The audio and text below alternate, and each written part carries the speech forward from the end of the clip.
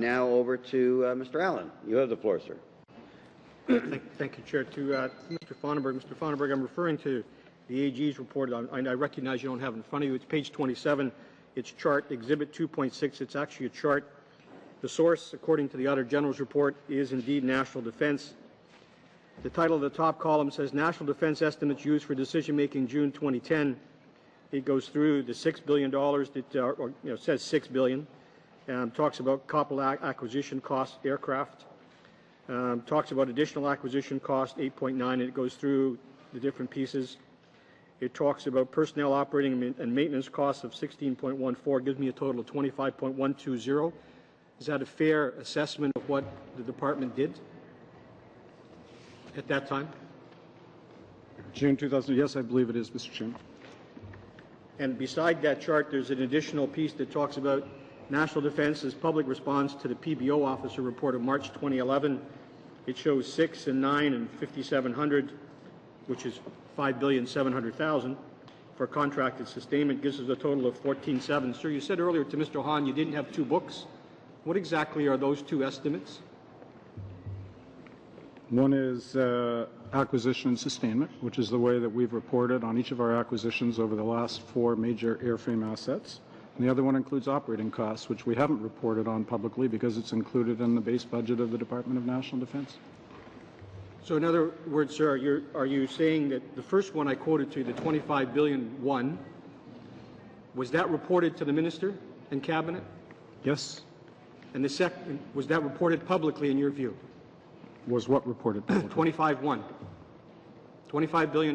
Did you ever report it publicly? No, I believe.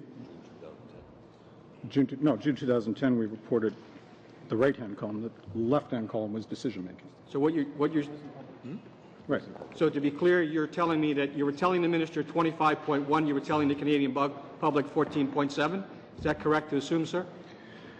Mr. Chairman, what we told the Canadian public was exactly what the government has told the Canadian public. Mr. Chair, excuse me, Mr. Fonnenberg. I don't actually need an explanation. I just need to know, is the report of 25.1 to the public or to the Minister? You've said to the Minister.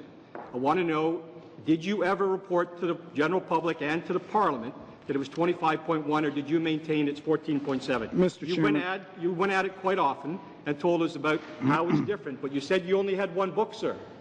So one book is one book in my view. So either you had a book that said 25.1 or you had a book that said 14.7. You can't have two unless you had two books, but you said you only had one. So I'm going by you have one book. So why didn't you tell us the same figures from the same book to two different people, two different groups of people, the Cabinet and the Canadian public? Thank you, Mr. Chairman, for the question. There was one book. The column on the left-hand side went to Cabinet for decision-making purposes, and the government decided to communicate exactly the same way that it communicated since 2004 on the acquisition of major airframe assets, acquisition costs and sustainment costs. We were not seeking incremental funding from Cabinet at the time for operating costs, nor do we expect to be seeking incremental funding for operating costs. Thank you. So you're saying you told Cabinet it was $25 billion and the Cabinet told the Canadian public it was $10 billion less. Thank you, sir. To Mr. Ross, sir, you said earlier that we are at the inoptional analysis phase of the F-35.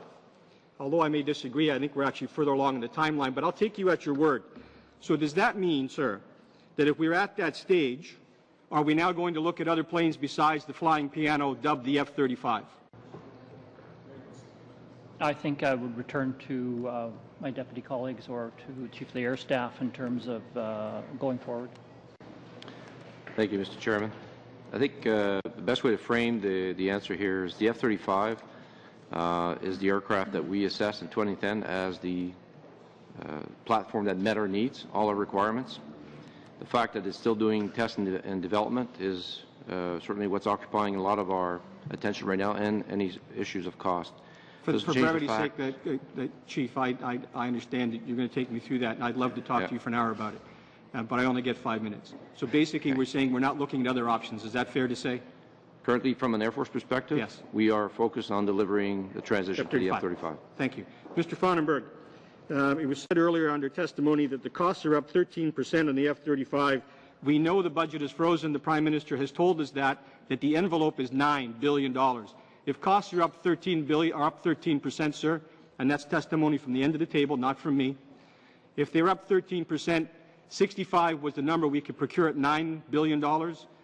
If the costs are up 13%, sir, how many can we buy now, knowing you've got a frozen envelope?